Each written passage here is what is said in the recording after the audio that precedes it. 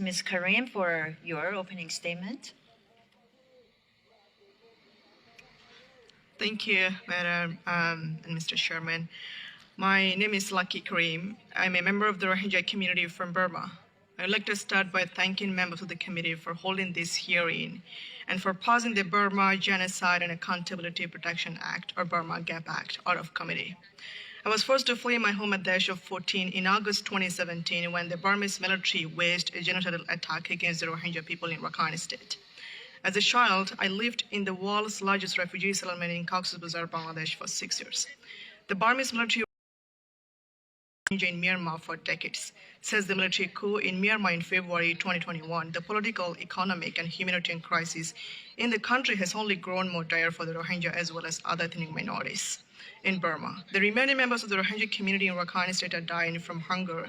Internally displaced people have zero access to humanitarian aid, and the genocidal violence continues even to this day. As a result, tens of thousands of people have been forced to flee their homes since 2023, bringing the total population of people languishing in the Cox's Bazar camps to more than 1.3 million.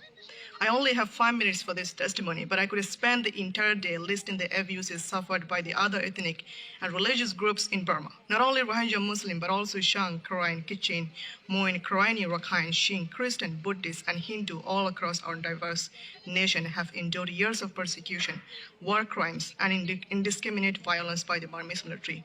All minorities have suffered and all need to be part of the democratization process. Despite the reality on the ground, Burma's military regime is planning a sham election next month. This election will never be free or fair. It is only the way for the military regime to seek international legitimacy.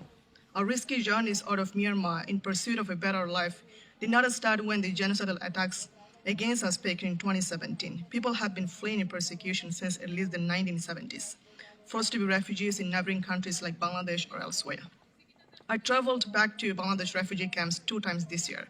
When I was there in February, the World Food Program was preparing to announce ration for refugees to go down from $12 to just $6 per month for each individual. This is a cut that would have had devastating consequences.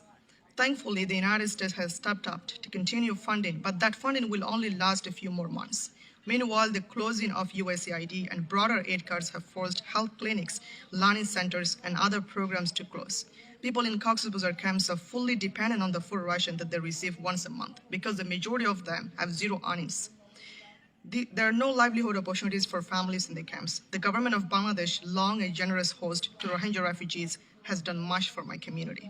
But expanding access to livelihood and education would do perhaps more than any other policy to ensure a safe and sustainable future for the Rohingya community in our homeland. Most urgently, too many of our people continue to die due to violence and hunger.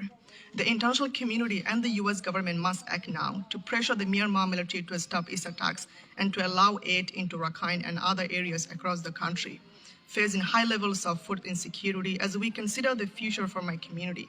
Repatriation to our ancestral homeland is the ultimate solution. It has been said before by myself and many other Rohingya, but bears repeating, we the Rohingya when it is safe to do so.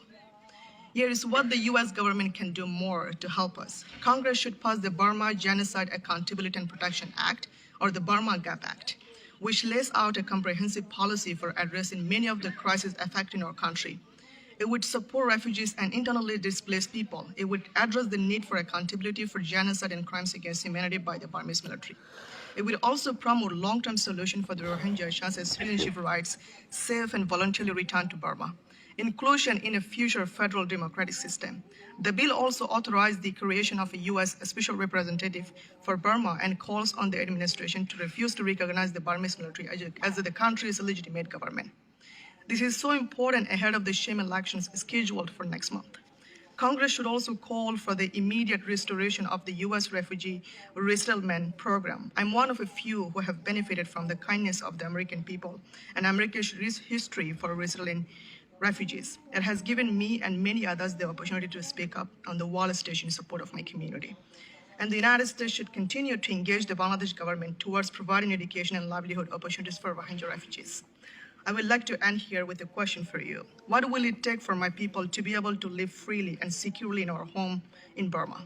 And when the future generation of Rohingya look back, will they still be asking the same question? or will they be home at last? Asking simply what took so long. Thank you. Thank you, Ms. Karim. For those